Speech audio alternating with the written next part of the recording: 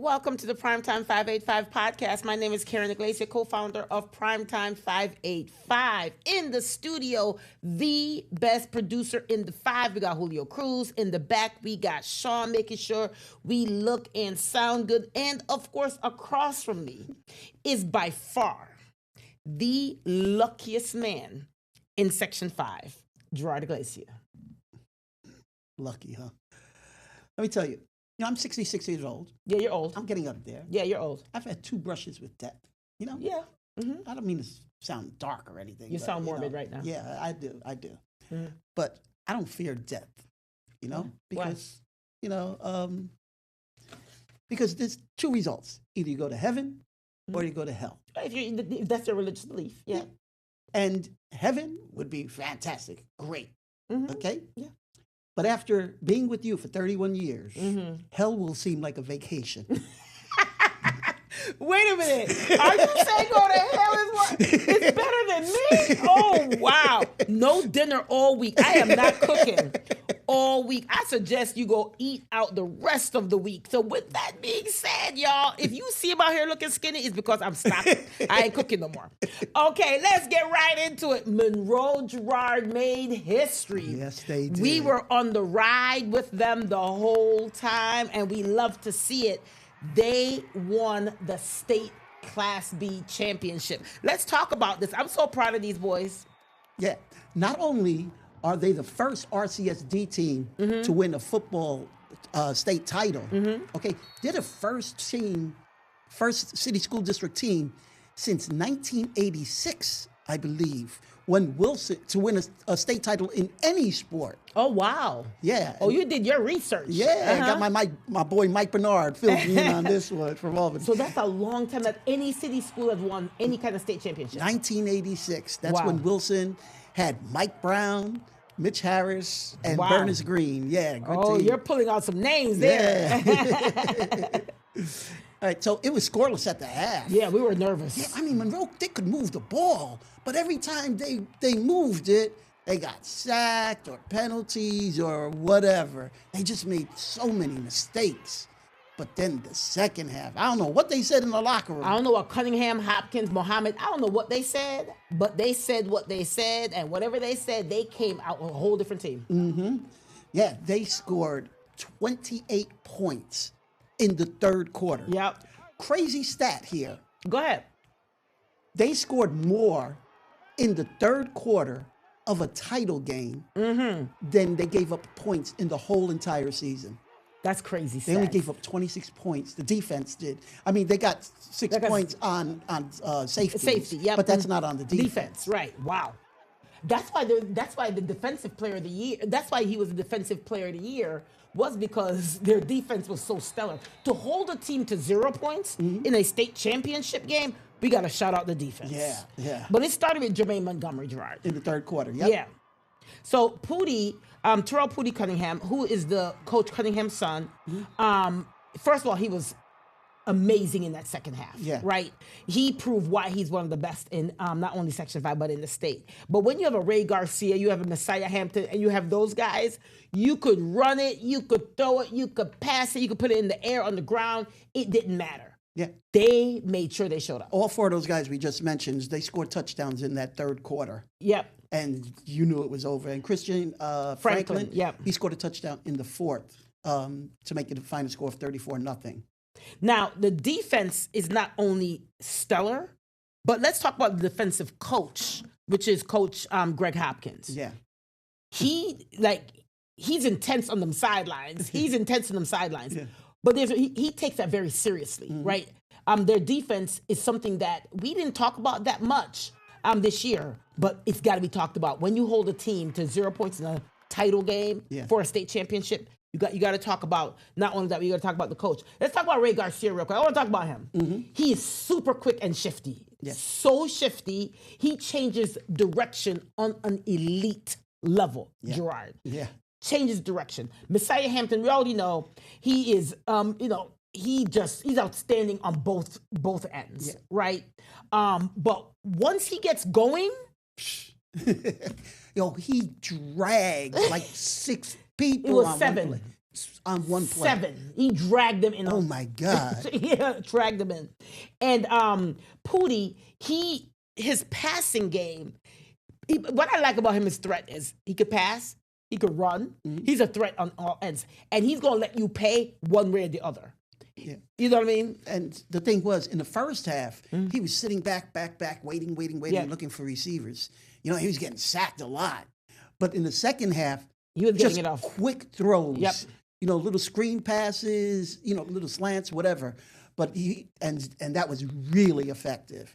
Now, I want to talk about Louis Falou real quick. The running back, wide receiver, kick return, defense. He does everything. He's like the Swiss Army knife of that entire program, right?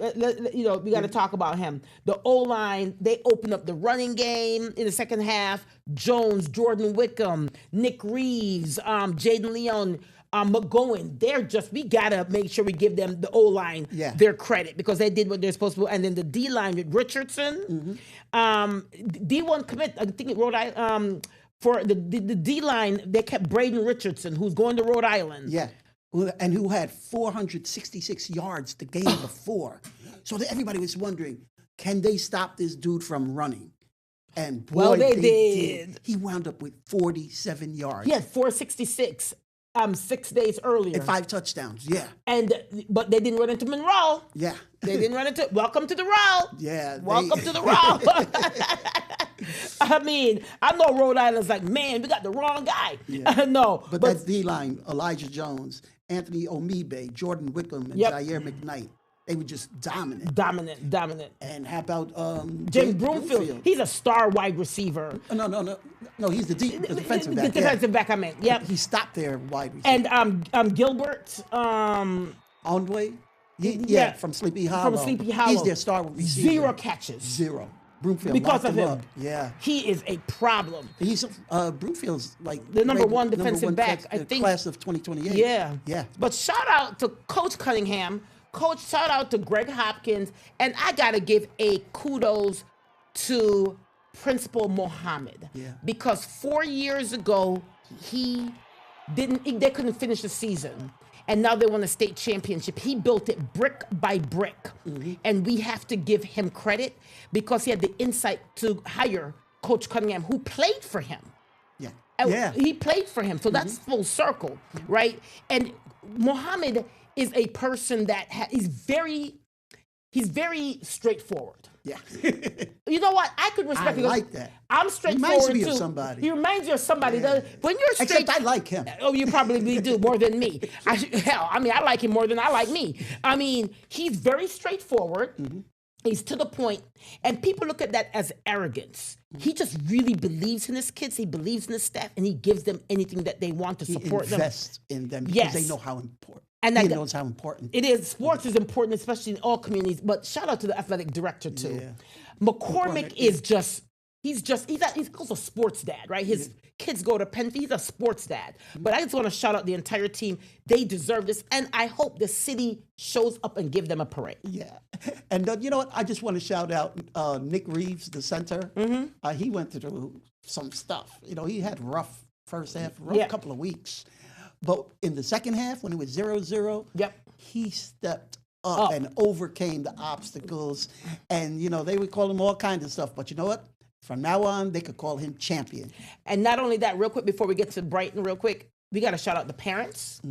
All their teachers, like the Monroe teachers showed up. Their parents showed up.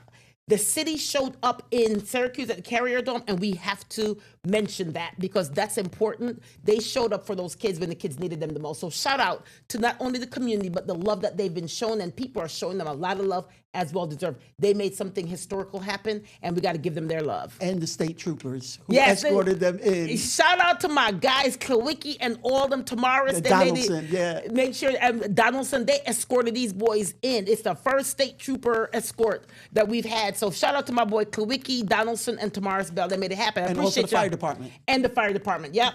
Okay, let's go on to Brighton. So, Gerard, Brighton, heck of a season they had. Yes, they did. We want to make sure we give them their love, right? Because what Coach Lynn did with this group is special. Yeah. So we want to make sure we give them their kudos. They lost in a state championship game. We're very proud of that. Yes, there's nothing wrong. I mean, you hate to come in second, but it's a big state. and to come second against that team, Yes. they were really good. Really good. Yeah. So we just want to shout out Brighton, shout out to Coach Lynn and those guys. We are proud of you guys. What a heck of a season to be second in the state. There's nothing to be ashamed of. We are 585 proud, and we also want to make sure we give them their kudos. Now let's go on to some basketball. We went and we checked out Harley Allendale Columbia had the tip-off tournament. It's their first annual tip-off tournament. Shout out to the administration over at Harley Allendale Columbia and the athletic director. And what they had is they had a couple of city teams in. So they had the Soda girls and they also had the Wilson girls in. Now, I want to talk about the Soda Harley Allendale Columbia game. Now, Gerard, I know you're watching this, but Harley Allendale Columbia's Cadence Brecker, she went off for 35 points and 20 rebounds just a couple days ago, right? So we want to make sure we give her 1,000 points kudos. But Soda was dominant in this game. They got the win 57-54. We want to shout out to Jasmine Jones. Yeah. She is the truth. Yeah. She is shifty. She had Jasmine Jones is the big girl, number 22. She can shoot the ball. Well, she can I'm sorry. handle it. I'm talking about Brielle Geiger. Brielle Geiger, right? Right there, she made a nice move. Yes, and then Jasmine Jones. So we want to shout out. Soda got a 1-2 punch in those two young ladies, and they made it happen. They got the 57-54 win. But we want to shout out also Cadence Brooker from Harley Allendale Columbia. She reached her 1,000th points. Soda, they got the win, and Wilson got the win. And both city teams actually went to the championship on Saturday with actually my alma mater, the Wilson Wildcats, baby. They came out on top with the dub. So I want to make sure once a Wildcat, always a Wildcat. I am a Wilson Wildcat. Yeah, and I'm a ex-Soda teacher. And you're a Soda teacher. And they you went got against, the better of me this time. I always get the better of you, honey. That's okay. And now we're going to go into this Eastridge-Mendon game. Joy, go ahead and talk about this game. Even Dixon, she's the star point guard for Mendon. She had 9 points in the first quarter. Yeah, Mendon won 68-56. Yep. They moved to 2-0. Eastridge 2-1. Eastridge is good though. Yeah. They got some young talent, but go ahead. Yeah, she had 9 points in the first quarter, finished with 24 points, 11 assists. And like I said, only in ninth grade. She could shoot it from outside too. She reminds me of Anthony. Yeah. She could get in the lane. She makes really good decisions. She's very smart. And she's little. And she's little. But go ahead, finish this. Yeah, Lillian Larimer. She finished with 14 points, and Addison Stewart had 11. Now for Eastridge, I want to shout out Alyssa Coart. She's a talent from Eastridge. She finished off with 21 points. Look for her name to be said a lot this year. She's one of the big talents in Section 5 girls basketball. So we're going to be saying her name a lot this year. And I just want to shout out my girl, Lena Mobine. Yes. She could defend. She could defend very well. From Mendon. Yes, she could defend. Mendon, they pass the ball well. They defend well. Coached. Coached. Yeah, and they create turnovers, which leads to a lot of fast break points for them. I can't wait till next Friday. Next Friday is the Rainbow Classic, and it's going to be Sutherland versus Mendon. Look for that to be really good matchup between those two teams. I'm excited about that. Yeah. So that's going down next Friday. It's the biggest game of the year in Section 5, and they raise a lot of money for Golisano. So I like that. Now let's go on to the Wayland Cohocton Hall of Fame tournament.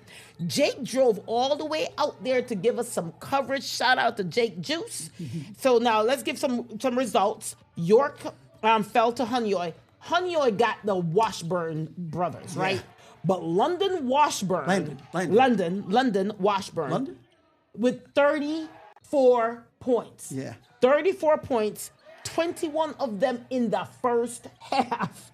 14 rebounds and 7 assists. Yeah. Washburn, look for us to be saying his name a lot because to put up 34 points, 21 in the first half, 14 rebounds, and 7 assists is crazy stats line, right? And 3 dunks. 3 or 4 dunks, yeah. Schneider had 7 points and 7 assists, 4 steals. Stumble with 7 points and 8 rebounds. And for York, Parker Bonifeed, we're going to be saying his name a lot too. He's the Luka of Livingston County. Yeah, he's definitely the Luka. That's a good way of putting it, right? He had 19 points and 11 rebounds. Wayland Cohocton, they got the win over Elba, 49-38. It was tied at 22 at the half. Waylon Cohatton had 18 points in the third quarter, though, and opened it up. Cole Hangy with 16 points. Alex Federchuk with 12 points. And Ethan Barr with 10 points. Kenneth Green, let's talk about them. They're going to be a problem come sectional time. They beat Cornell 65-42. And a big part of that is my man Carson Chaffee. Yeah. Yo, he is nice. 33 points. He's nice. That's going to be a typical night for him. He is nice. Yeah. That's all I'm going to say. He is real nice. Yeah. They got Sirianni? Yeah, 12 points. And Jack Beers, he's an 8th grader. Wow. Shooter. He had 3 threes. But can I just say real quick, look for Fillmore to be a problem because Fillmore just beat Kenneth Steele Greenwood last night. Wow. By I think 1 or 2 points. So look for them little schools, man. They be playing. I mean, y'all be playing with my little schools. Yeah, Fillmore's all. I'm just saying. They won it last there's year, some good. last year, right? There's some good basketball in them little towns, man. And that's why we cover little towns so much because they got some good stuff going on. Let's go into this is big time basketball. McQuaid versus Edison. This is the largest class. We're going from a small class to a large class. Let's go McQuaid versus Edison basketball. Let's talk about that. Yeah. McQuaid was leaving 25-21 at the half, right? It was a close game then. No, at the first quarter, it was 20. No. McQuaid Edison, it was 20. 25-21 at the half. At the half, okay. Yeah. All right, but then the third quarter, wow, they stopped turning the ball over. Like a different team. Yeah, and they got a lot of steals, led to fast breaks. They exploded in the second half.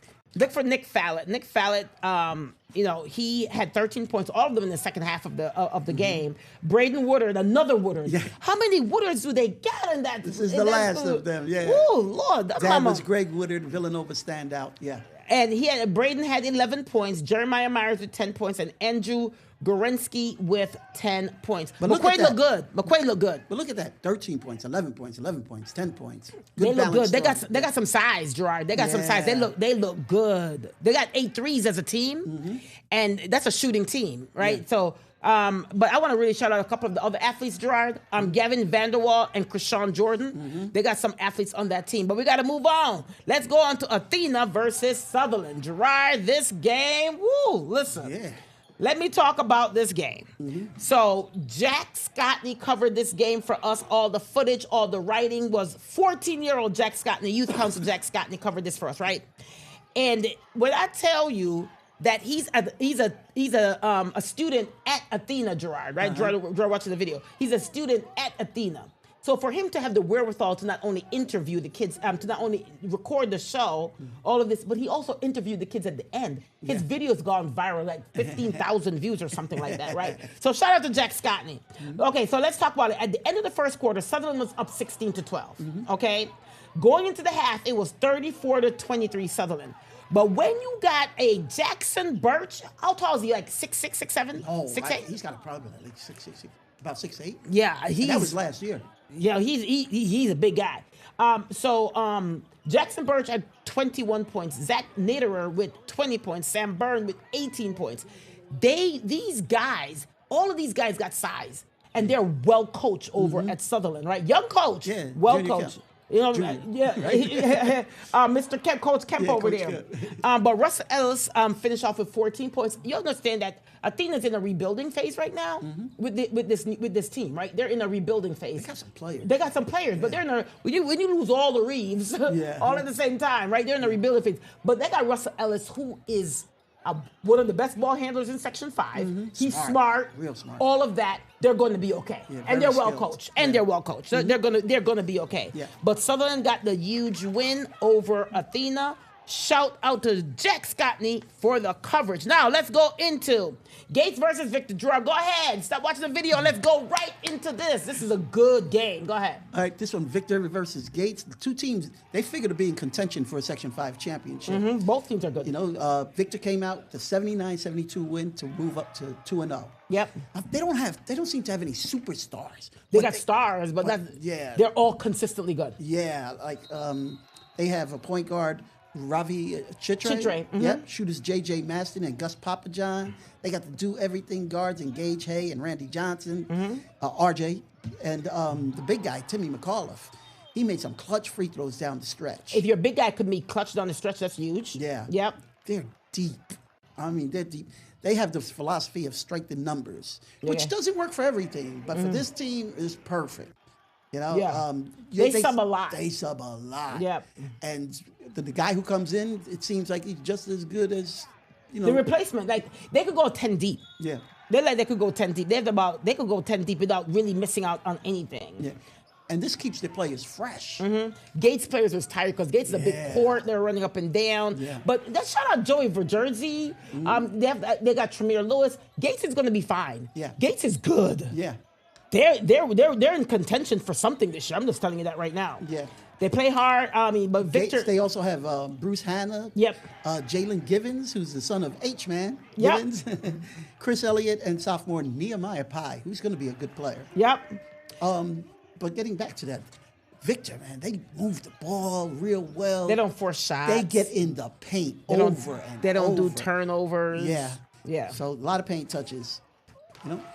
Shout out to Tyler Roberts. He's one of the top coaches in Section 5. He does the do. But I want to shout out Connor Williams is on the side. Is on the sideline. Yeah. The big guy. Got to give him. Cozy. Yes. Love him, man. Love him. That's our guy right there. He's on staff. And real quick, Ravi Chitri's dad wrote a book. Yeah. So we're in the process of trying to read that book. It seems really good. We don't even have time for that. Yeah, I read some of it. It's very good. Yeah. All right. So shout out. Victor looks good, guys. They look good. Section 5 basketball is back. Okay. Let's go into some swimming. Talking about dominance. Woo, Lord. Pittsford boys, 22 in a row. Yeah. Right. Sectional titles. They win everything. Yeah. By the time you get to the 4th event with them, Gerard, Yeah, the meet's over. the meet is over. We don't even cover them during the season regularly because why? Yeah. It's boring because the meet is over by the 4th thing because they not only win, they have state cuts. They got state records. They got Section 5 records. They break pool records. They won this meet by 200 points. Yeah. Come on. They're so good, right? Yeah. But It was a nine teams in this. and they killed everybody. Yeah. It was over. Okay, they put on a show. Winning by 200 points is ridiculous, right?